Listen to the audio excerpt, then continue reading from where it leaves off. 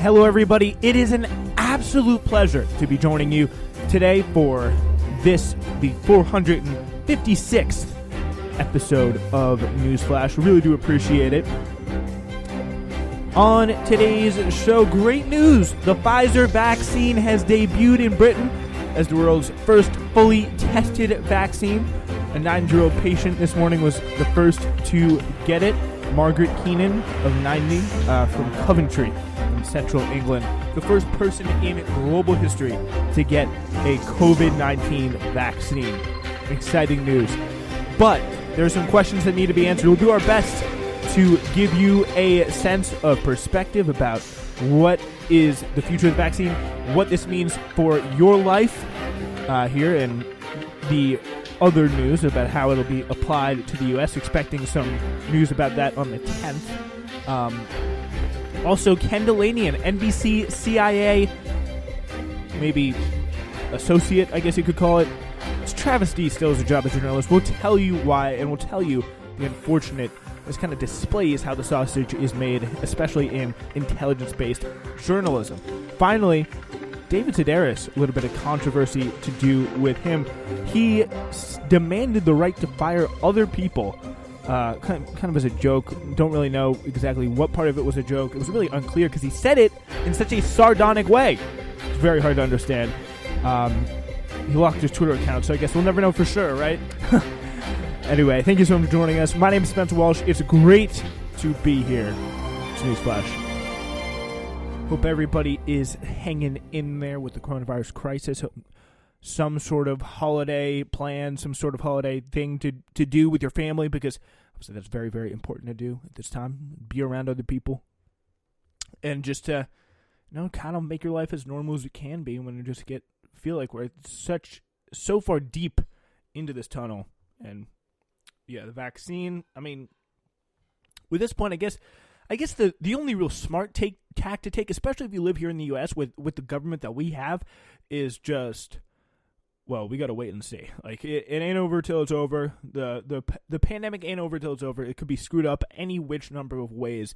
And I feel like a lot of people are getting that sense, and it's really kind of sad because that is just where we are at this time in our government. So, we do start off, though, with some good news. It's Britain's National Health Service delivered its first shots of the Pfizer-BioNTech COVID-19 vaccine on Tuesday, opening a mass vaccination campaign with little precedent in modern medicine, making Britons the first people in the world to receive a clinically authorized, fully tested vaccine. So pretty cool stuff. At 6:31 a.m. Tuesday, December 8th, British time, Margaret Keenan, 90, a former jewelry shop assistant, rolled up the sleeve of her Merry Christmas t-shirt to receive the first shot, and her image quickly became an emblem of the remarkable race to produce a vaccine and the global effort to end a pandemic that's killed 1.5 million people so far worldwide. Just an absolutely devastating toll that hopefully finally we'll begin to see kind of wind down a little bit. I did see a funny tweet about this. It's like, I wonder what Bill Gates will do. This was the tweet. I forget who wrote it, but it was like, I wonder what Bill Gates will do on his first full day with full control of Margaret Keenan from Coventry, central England. Yeah. He says, Keenan says, I feel so privileged to be the first person vaccinated against COVID-19. It means I can finally look forward to spending time with my family and friends in the new year after being on my own for most of the year. So like that's really, really true, because so many people have just hit just such an awful toll of isolation, physical, mental. It has really been a lot of tough for people, because I feel like when you get inside, especially with older people, like the kind of lack of, and we're obviously social animals. This has been a big toll on a lot of people. The isolation really taking mental effects, not to mention economic effects, not to mention physical effects. Like, it is going to be so great to get this thing in our rearview mirror, I think. British regulators leapt ahead of their American counterparts last week to authorize a coronavirus vaccine, upsetting the White House and setting up a spirited debate about whether Britain had moved too hastily or the United States was wasting valuable time as the virus was killing about 1,500 Americans a day. President Trump planned on Tuesday to issue an executive order proclaiming that other nations will not get U.S. supplies of its vaccine until Americans have been inoculated, a directive that appeared to have no real teeth, but nevertheless was indicative of the heated race to secure shipments of doses. And again, it is a really tough thing to actually decide, because we have had, I believe, ordering 100 million doses of it. I heard that. And we got to make sure that they're secured to us. But I really don't think, whatever happens, Donald Trump will not be spearheading the charge here.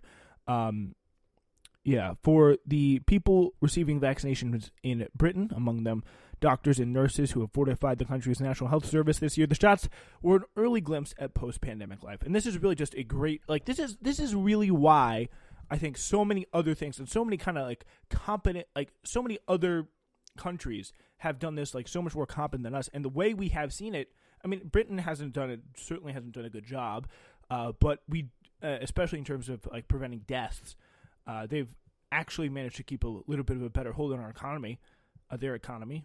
A lot of Europe has than we have, but it has been really kind of disturbing to see that in the midst of this kind of global health crisis, we are seeing a race, not a collaboration, not everyone putting their heads together for the benefit of all, because there's no real understanding of the collective nature of, we are all in this together. All those people who say it, they preach it from the mountaintops to their own people, but when it comes to thinking of the globe first for a vaccine, which I think a lot of people would support, it is really, really tough. And it just kind of prioritizing it to the people who do need it most, which actually, interestingly enough, are some of the richest countries, because the richest countries, for whatever reason, and there are definitely a lot of interesting reasons and discussions as to why it may be that they've struggled so hard, they just have been hit harder, and they will probably get the vaccine first because of the fact that, they mostly spearheaded the development charge, and a lot of the cases in the global south are not nearly as bad. Besides Miss Keenan, none attracted as much attention as William Shakespeare, who is second in line for a shot in Coventry, and who the National Health Service confirmed is really named William Shakespeare. Today is a great day for medical science and the future, says Chris Whitty, Britain's chief medical officer. The first 800,000 doses of Pfizer-BioNTech vaccine for Britain were transported in recent days from a manufacturing plant in Belgium to government warehouses in Britain and then to hospitals. I do believe this is the one that, this is the tough one, because it is really, it needs to be stored at -70 Fahrenheit. So it's very, very hard for a lot of places, especially if they're doing that in nursing homes. It is really, really tough. So you need to keep the vaccine at -70 pretty much, I believe, at all times, and that does create a really tough logistical situation. How are you going to have the capacity to store so many vaccines, especially here in America, at such a low temperature for the time necessary? And that is a problem that a lot of people are going to be having to deal with. And the one good thing I will say that I'm looking forward to with the Biden administration is I've heard that Ron Klain, who's the chief of staff, he is said to be kind of a logistical mastermind. He handled the Ebola response, so he may have something to say in terms of figuring this stuff out, and in terms of actually getting a strategy forward to manage this vaccine. So if we are able to see that happen, that would be definitely very good, because that is definitely the biggest logistical hurdle. The storing at such a tight -70 is going to be a lot to manage. So it must be transported actually at South Pole-like temperatures before it can be stored for 5 days in a normal refrigerator. So it's got to go quick. First to receive the vaccine will be doctors and nurses and certain people aged 80 or over, and nursing home workers. Some doctors and nurses have received invitations in recent days to sign up for appointments with the first shots intended for those at highest risk of severe illness. The government has indicated that people aged 80 and over who already have visits with doctors scheduled for this week or who are being discharged from certain hospitals will be among the first to receive shots. It feels so good. It feels so good. More and more people getting vaccinated, more and more people getting at least for a season, getting immunized. It is so good. Love it. But hundreds of people still are dying in Britain each day from the virus, and the country has made allowances for travel over the Christmas period that scientists will fear will see another uptick in infections. Because in Britain, pretty much what they've had is, about a 2-month lockdown that just ended the 2nd of December, and I do believe they have restrictions in place. They have a tiered system of restrictions in place right now, and they're planning to lift them and allow a certain measure of traveling over 5 days over Christmas, which that's where scientists fear that things are going to get really, really bad, and people may die from that surge that otherwise would have been able to survive had they just waited for the vaccine. So Boris Johnson says, "It is amazing to see the vaccine, but we can't afford to relax now," trying to calm recipients' nerves about needles. He says, "I always try to think of something else. Recite some poetry. Miss Keenan, the first vaccine recipient, showed no such nerves. Nicola Sturgeon, Scotland's first minister, said on Twitter that watching Miss Keenan receive the shot gave her a bit of a lump in the throat. Feels like such a milestone moment after a tough year for everyone. It's really nice to see." Administering Miss Keenan's shot was May Parsons, a nurse who was originally from the Philippines and has worked for the National Health Service for 24 years. And that is something that's really, really awesome, because that is, like, the National Health Service for Great Britain has been so huge and so important in this pandemic, and actually providing healthcare that's affordable to people coming in there, actually being able to get this shot for free, and actually having their backs covered. Like, the government has support. It's not the kind of rhetoric we see from even our supposedly leftist American leaders like Joe Biden that, I don't want the government to solve my problems. I don't want the government to help me. I just want the government to understand me. I want them to see and hear me, which is just so stupid, because, like, with that kind of logic, I could go, like, or not me, but one could go up to their landlord at the end of the month and be like, "Hey, buddy, I see ya, I hear ya, but we're going to have to wait in the rent till next week." But, like, no, like, that is just not how it works. That is not how it works. People need help, and people in other countries demand it, and we shouldn't be so ashamed to either. The last few months have been tough for all of us working in the NHS, but now it feels like there is a light at the end of the tunnel, says May Parsons. So, God bless there. Really, really cool stuff. They've approved that vaccine. Hopefully, we will see some vaccinations happening here in the United States as well. The University of Oxford published a much-anticipated paper on Tuesday detailing the findings of its coronavirus vaccine trials, echoing results first announced 2 weeks ago that showed the vaccine has 70% efficacy on average across 2 different dosing regimens. But while it was peer-reviewed, was the first peer-reviewed publication outlining late-stage results of a leading coronavirus vaccine, it did little to answer the most pressing questions facing the university and AstraZeneca, the drug maker, since they offered a glimpse at the same promising, if somewhat puzzling, results 2 weeks ago.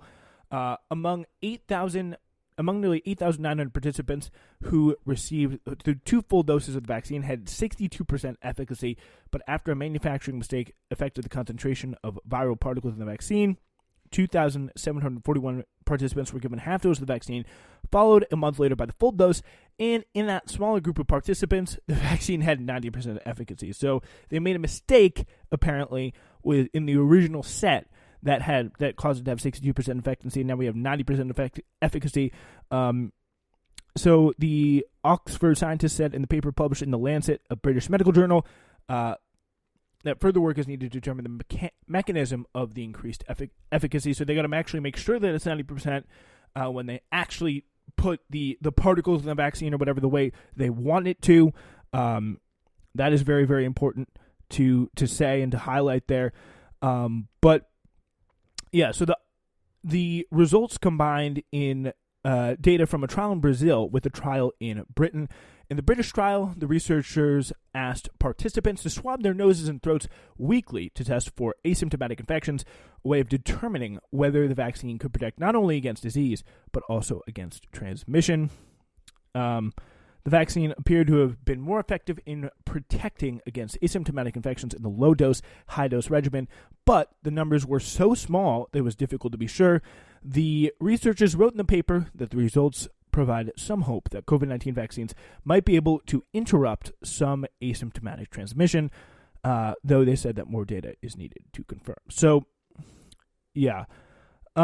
Here are some questions that some people have been sending, and this is from the New York Times here. Should I be concerned about the safety of the vaccine in Britain? Because a lot of people,